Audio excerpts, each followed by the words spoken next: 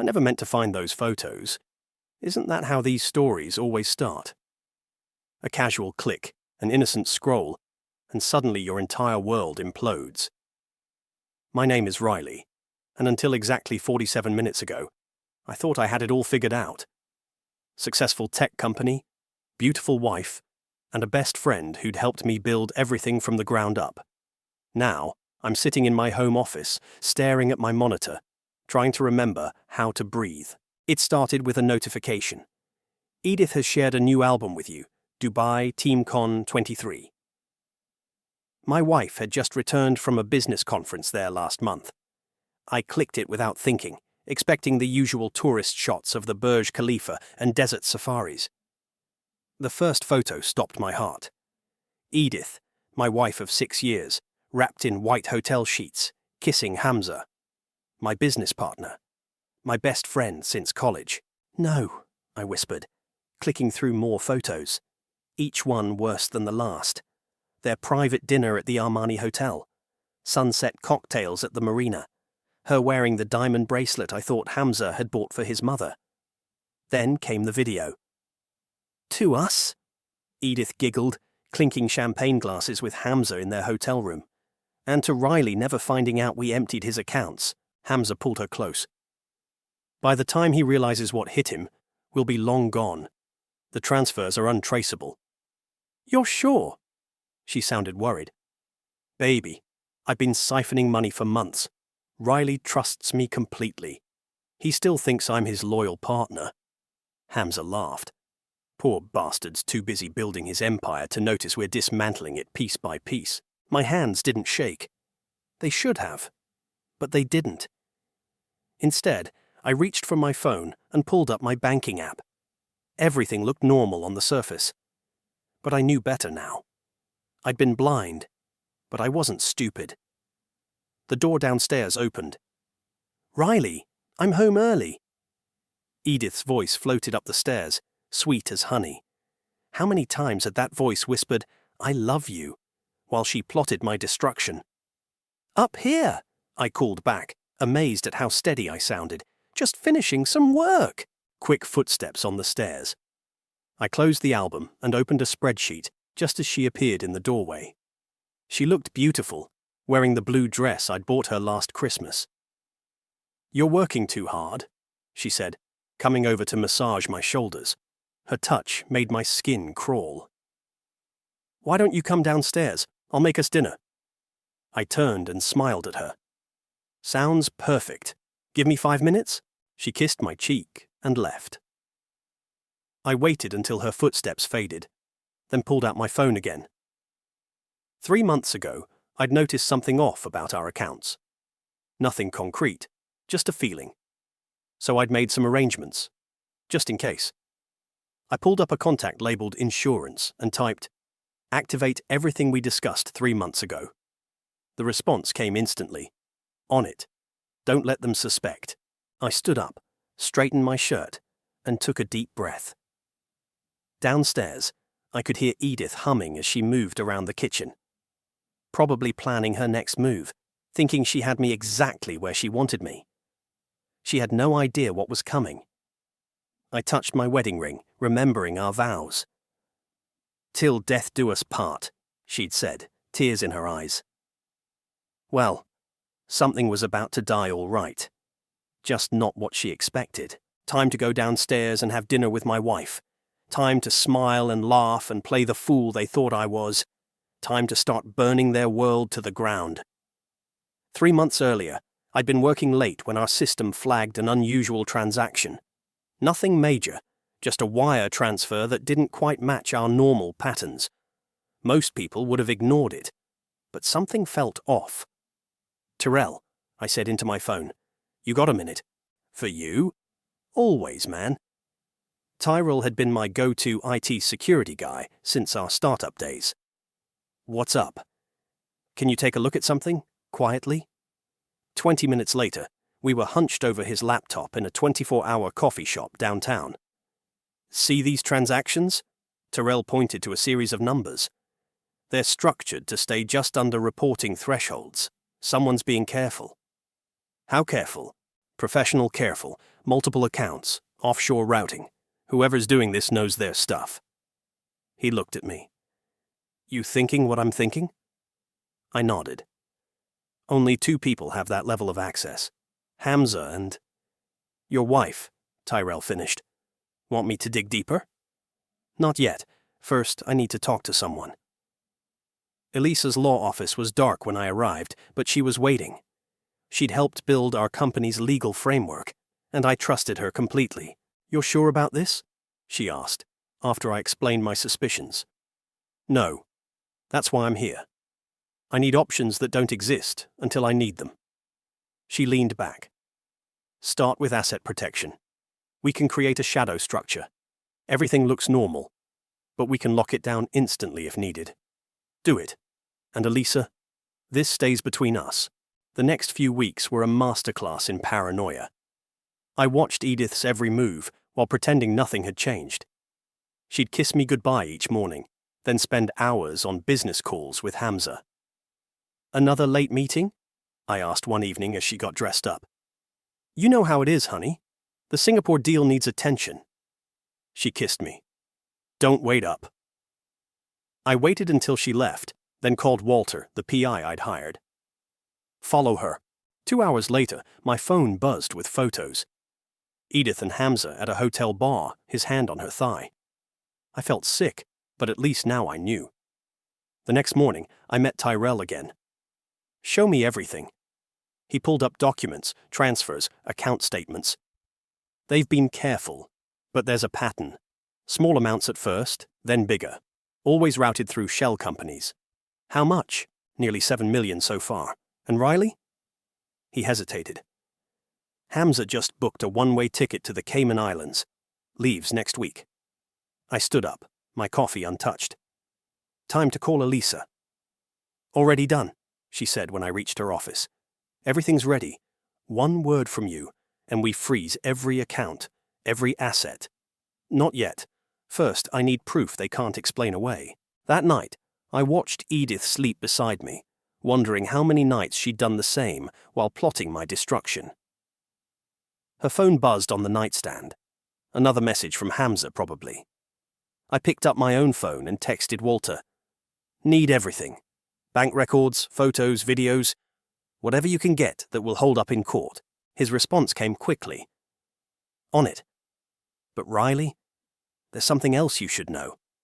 They've been forging your signature on documents. This isn't just theft anymore. It's fraud. I looked at Edith again, peaceful in her dreams, and felt a cold clarity settle over me. They thought they were so clever, so careful. They had no idea I'd seen them coming months ago. Let them think they were winning. Let them plan their escape. I'd give them just enough rope to hang themselves, then I'd pull it tight.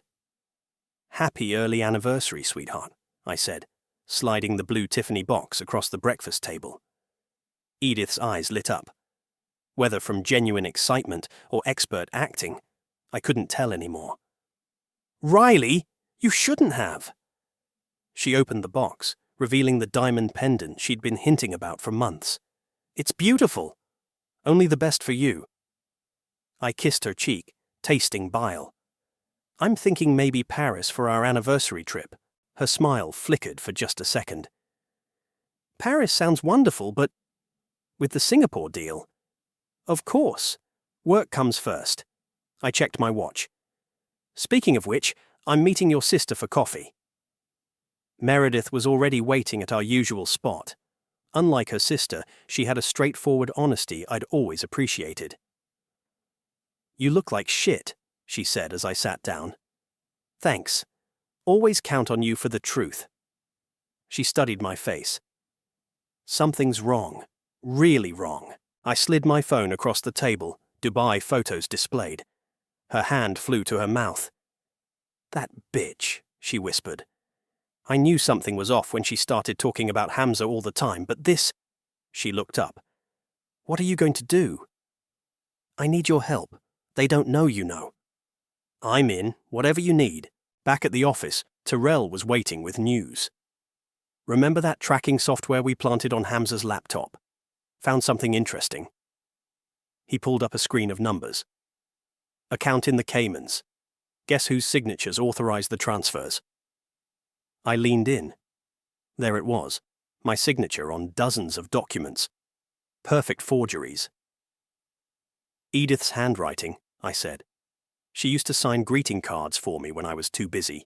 Said she'd perfected my signature. That's not all. Tyrell typed rapidly. The account's got some serious security, but there's a weakness. If we act fast, we can transfer everything back, I finished. Do it. Already started. By tomorrow morning, every penny will be in your private offshore account. My phone buzzed. Hamza. Dinner at my place tonight? Edith's cooking. Wouldn't miss it, I replied. I spent the afternoon with Walter, reviewing his latest surveillance. They're getting sloppy, he said. Overconfident. Yesterday they met for lunch, discussed flight plans openly. Perfect. Send everything to Elisa. Done. But Riley. Walter hesitated. There's something else. Found this in their hotel room trash. He handed me a crumpled paper. Printouts of divorce lawyers. They were planning to blindside me completely. That evening, I watched Edith prepare dinner in our kitchen. Every move calculated, every smile measured. The perfect wife, planning the perfect betrayal. Need any help? I asked, playing my part. Just keep me company. She chopped vegetables with precise strokes. How was coffee with Meredith? Good. She sends her love. Edith's knife paused briefly. You two have been spending a lot of time together lately. She's family, I said simply. My phone vibrated. Tyrell. Transfer complete, all funds secured. I deleted the message just as our doorbell rang. Hamza entered with his usual swagger, carrying expensive wine. 2 successful partnerships, he toasted later, raising his glass. I clinked glasses with them both, watching them share a quick glance when they thought I wasn't looking. They had no idea that while we ate and laughed, their stolen millions were already beyond their reach. 2 partnerships, I echoed, sipping slowly. And to getting exactly what we deserve. Later that night, after they'd left, I received one final message from Tyrell. They just tried accessing the Cayman account. Should have seen their panic when they found it empty. I smiled in the darkness. The game was nearly over. Tomorrow they'd learn exactly who they'd been playing with. And I'd make sure they never forgot the lesson. Darling, did you remember to chill the champagne? Edith called from upstairs.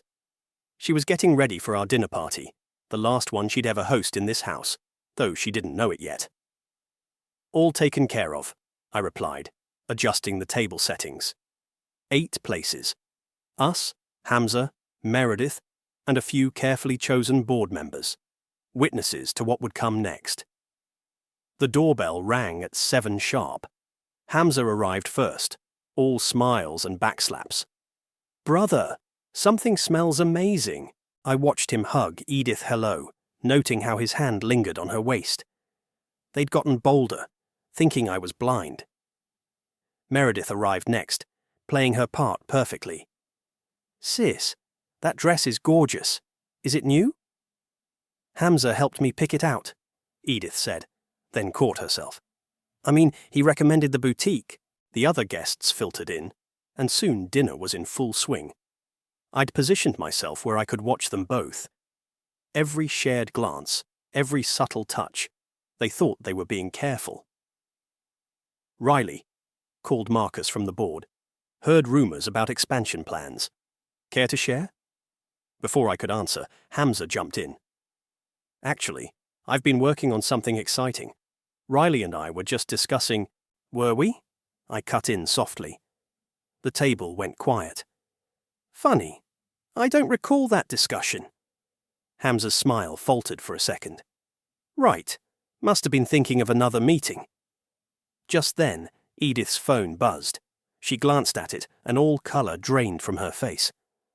Excuse me, she mumbled, practically running from the table. I knew why. Tyrell had just triggered our trap, a simple alert showing their Cayman account balance. 0.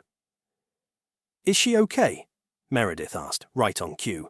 I'll check, Hamza volunteered, starting to rise. No, I said firmly. I'll go, she's my wife after all. I found Edith in our bedroom, frantically typing on her phone. Everything all right, sweetheart? She spun around, eyes wild. Fine, just a work emergency. Anything I can help with? No. Too quick, too sharp. She forced a smile. Nothing important. Back at the table, Hamza was checking his own phone under the tablecloth. I caught Meredith's eye and gave a slight nod. She reached into her purse and pulled out an envelope, the one I'd given her earlier. Almost forgot, she said brightly. Found some old photos. Remember that trip to Bali? She started passing them around. Not Bali photos. Screenshots of bank transfers, hotel receipts, surveillance photos. I'd calculated exactly how long it would take them to circle the table. Hamza's hand shook as he passed them on. 3 more people before they reached Edith's empty chair. My phone lit up with a message from Elisa. Everything is ready. Just say the word. I watched Hamza pretend to laugh at someone's joke, while sweat beaded on his forehead. Edith returned, face composed, but fingers trembling as she picked up her fork. You missed the photos, I said pleasantly. They're making their way around. She reached for them just as her phone buzzed again. Another message from our team. Her credit cards were now declined. All of them. More work emergencies? I asked. I should go check on dessert, she stammered. Sit, I said quietly. The table went silent again. I insist. The photos reached her. I watched her face as she flipped through them, watched the exact moment she realized what they were. She looked up at me, then at Hamza, pure terror in her eyes. Riley, she whispered. We need to talk. I smiled, raised my glass. Yes, we certainly do. In fact, I believe we all have quite a lot to discuss. The game was over. Now came the fun part. The morning after the dinner party, I walked into Hamza's office like any other day. He wasn't in yet, probably dealing with the financial chaos I'd unleashed. His secretary waved me through with a smile. Just dropping off some documents, I said, placing an iPad on his desk. It was unlocked, loaded with everything. Photos, videos, bank statements, all the evidence of their betrayal, gift-wrapped and waiting. Back in my office, I checked my watch. 9:47 a.m. In exactly 13 minutes, the mass email would deploy. Every board member, investor, and family friend would receive a carefully curated package of truth. My phone rang. Edith. Riley, please, she sobbed. We need to talk about last night. Nothing to talk about.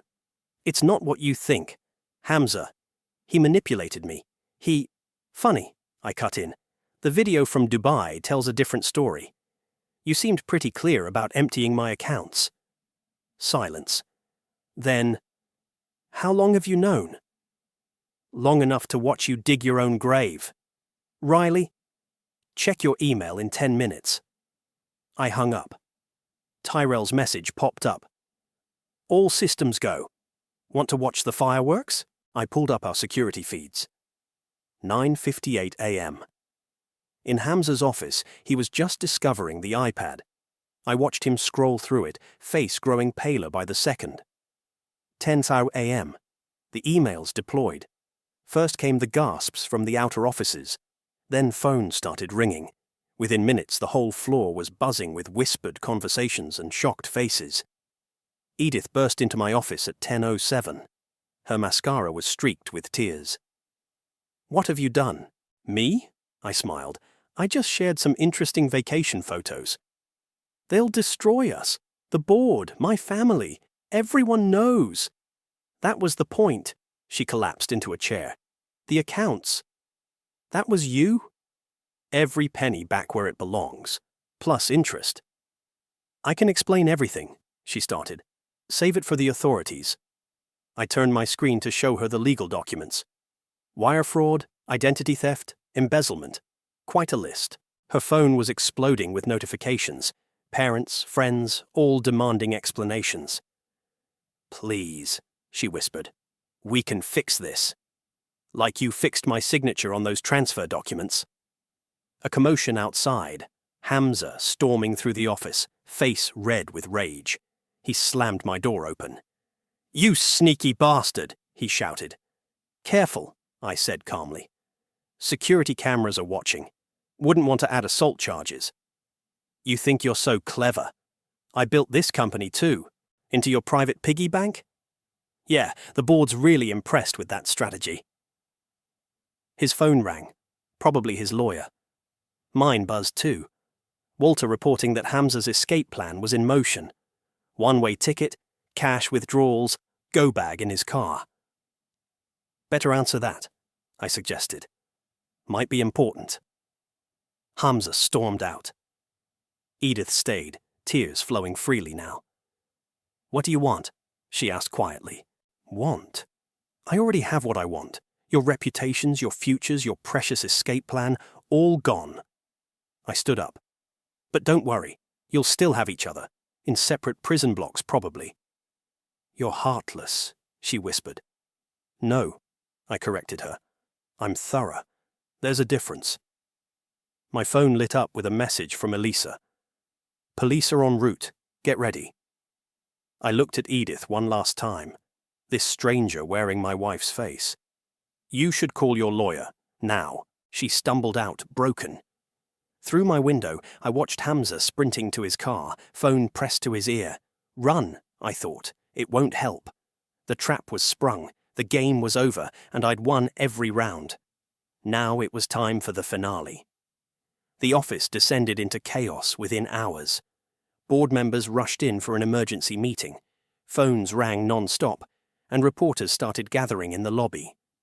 I watched it all unfold from my office, calm in the eye of the storm. "Sir," my assistant called through the intercom, "Mrs. Jenkins' parents are here. They're quite insistent." "Send them in." Edith's father burst through the door, face red with fury. Her mother followed, clutching tissues. "What is the meaning of this?" he demanded, waving his phone. "These accusations—" "Aren't accusations," I interrupted, sliding a folder across my desk. "Bank statements, security footage, hotel receipts. Your daughter and Hamza have been quite busy." Her mother sank into a chair. "It can't be true. Edith would never." I played the Dubai video.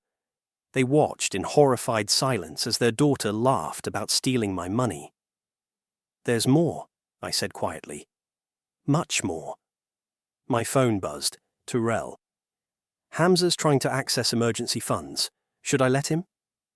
"Let him transfer exactly $50,000, I texted back. "Then lock everything." Edith's father slumped, suddenly looking old. "Why show us this?" "Because you deserve to know who your daughter really is, and because in about 10 minutes the financial press gets their copy." Right on cue, my assistant buzzed again. "Wall Street Journal on line 1. Edith burst in, mascara streaked down her face. "Mom, Dad, what are you—" She froze, seeing the video still playing on my screen. "Perfect timing," I said. "Your parents were just learning about your business acumen." "Honey," her mother whispered. "How could you?" Edith crumpled. "Daddy, I can explain." "Explain what?" he snapped. "How you betrayed your husband, stole millions, destroyed our family's reputation?" My phone lit up again. "Walter, Hamza's heading to the airport. Police are in position." "If you'll excuse me." I stood up. "I have a press conference to prepare for." "Riley, please." Edith grabbed my arm. "Don't do this. We can work something out." I removed her hand like it was contaminated. "Like you worked out those forged signatures." Her father's head snapped up. "Forgery?" "Oh yes," I smiled. "That's why the FBI is involved now. Wire fraud across state lines. Very serious." Security arrived. I'd called them earlier. "Please escort the Jenkins family out." "And Mrs. Jenkins?" I turned to Edith. "Don't leave town. The authorities will want to speak with you." After they left, Meredith slipped in through the side door. "That was brutal. She earned it. I know. Still," she handed me a coffee. "Hamza's making a run for it. Right on schedule." I checked my watch. "Want to watch?" We pulled up the airport security feed on my laptop. Hamza was speedwalking toward international departures, carrying only a small bag. There, Meredith pointed. Police officers were converging from multiple directions. We watched him realize he was trapped. He tried to run, made it 3 steps before they tackled him. The coffee cup he'd been holding exploded across the terminal floor. Guess he won't make that flight, Meredith said dryly. My phone buzzed one final time. Elisa. Police just picked up Edith. Want to press full charges. I thought about all the nights I'd laid awake, wondering what I'd done wrong. All the times they'd laughed behind my back, thinking I was a fool. Yes, I typed back. Everything we discussed. No deals. Meredith touched my shoulder. You okay? I looked out my office window at the gathering media circus below. Somewhere down there, my wife was being led away in handcuffs. My best friend was face down on an airport floor. No, I said honestly. But I will be. The storm I'd created was just beginning to break, and I intended to watch every second of it. The courthouse hallway was dead silent as I walked in. 3 months had passed since the arrests, and today was Judgment Day. Edith sat with her lawyer on one bench, Hamza with his team on another. Neither would look at me. Meredith squeezed my arm. Ready? Been ready for months. Inside the courtroom, Elisa was arranging documents at the prosecution table. She'd worked miracles building this case, connecting every dot, closing every loophole. All rise, the bailiff called. The judge entered, looking stern. Before we proceed with sentencing, do either of the defendants wish to make a statement? Hamza stood first. Your Honor, I was manipulated by... Objection, Elisa cut in. The defendant is attempting to modify his guilty plea. Sustained. Mr. Hamza, you've already admitted your role in this conspiracy. Sit down. Edith rose next, tears flowing. Riley. She turned to me. I'm so sorry. I never meant... Mrs. Jenkins, the judge interrupted. Address the court, not your husband. Your Honor, I was stupid and weak. Hamza convinced me. That's a lie, Hamza exploded. It was her idea. She came to me with the plan. The courtroom erupted. I sat quietly, watching them turn on each other exactly as I'd predicted. Order! The judge banged his gavel. One more outburst and you'll both be held in contempt. Elisa stood. Your Honor, the prosecution would like to present one final piece of evidence. She nodded to the bailiff, who wheeled in a TV. The screen flickered to life, showing security footage from my office, dated 3 days before their arrests. I've got a backup plan, Hamza was saying to Edith. If anything goes wrong, I'll say you forced me, that you threatened to expose... Perfect, Edith laughed. And I'll blame you. Riley will believe anything I say. He's so pathetically trusting. The judge's face darkened. Turn it off. I've seen enough. I watched their faces as they realized this final betrayal, that their own contingency plans had been their undoing. In light of this evidence of continued conspiracy, the judge began, I'm rejecting the plea deal. Mr. Hamza, you are hereby sentenced to 12 years in federal prison. Mrs. Jenkins, 10 years. Hamza leaped up. This is bullshit. Riley set us up. Remove the defendant, the judge ordered. As guards led them away, Edith tried one last time. Riley, please, I still love you. I finally spoke, loud enough for everyone to hear. Love. You don't even know what that word means. Outside, reporters swarmed us. Elisa handled them expertly while I slipped away to my car. Meredith followed. That video was genius, she said. How'd you get it? They did it to themselves. I just made sure every office had working cameras after hours. My phone buzzed. A text from my mother. Just saw the news. Whatever you did, I'm proud of the man you've become. Meredith checked her phone too. Holy shit. The company stock is soaring now that they're gone. The board wants to make you CEO. I started the car, watching through the rear-view mirror as Hamza and Edith were led to separate prison transport vehicles. You know what the best part is? I said quietly. What's that? They'll spend the next decade knowing they did this to themselves. Their greed, their arrogance, their stupid belief that they were smarter than everyone else. And you? Meredith asked. What will you do now? I pulled out into traffic, leaving the courthouse behind. Now? I'm going to build something new, something they can watch grow from their prison cells. Revenge served cold, she smiled. No, I corrected her. Justice served exactly as deserved. In my mirror, the prison transports turned in opposite directions, just like Edith and Hamza's lives from this day forward. It was finally over, and I had won. The ocean stretched endlessly before me as I stood on my yacht's deck. The same yacht Edith and Hamza had mocked when I bought it, calling it a midlife crisis purchase. Now it was my sanctuary. My phone buzzed. Another voicemail from Edith. She'd been calling from prison every week, each message more desperate than the last. I deleted it without listening. Beautiful morning, Meredith said, joining me with coffee. She'd become a true friend through all this, the sister I should have had. The board meeting went well, she asked. Better than expected. Stocks at an all-time high. Turns out removing criminals from management is good for business. She laughed, then turned serious. Mom and Dad asked about you. They still consider you family, you know. Better family than their own daughter turned out to be. My phone lit up. Terrell calling. Boss, you need to see this. Hamza tried to send a message through his lawyer. Says he's got dirt on you. Let me guess. He wants a deal. Says he'll reveal your illegal tactics if you don't help reduce his sentence. I smiled. Send him the second Dubai video, the one where he brags about his previous frauds. Already done. His lawyer withdrew an hour later. The morning sun warmed my face as I sipped my coffee. Below deck, I could hear Walter and Elisa talking. They'd all come out to celebrate the company's success. Did you see the letters? Meredith asked quietly. I nodded. Edith had written to everyone, her parents, my parents, mutual friends. Pages of explanations and excuses. They're starting to write back, Meredith continued. Not with forgiveness, with goodbye letters. Even Mom and Dad are finally cutting ties. My phone buzzed again. A news alert. The photo showed Hamza in prison orange, looking aged and broken.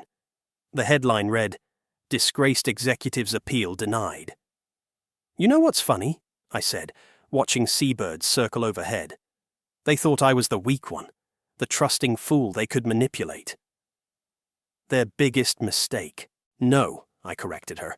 Their biggest mistake was thinking love meant weakness. They never understood that trust, properly withdrawn, becomes the deadliest weapon. Elisa emerged from below. Just got word. The FBI's using your case to investigate similar fraud patterns. You've helped expose a whole network.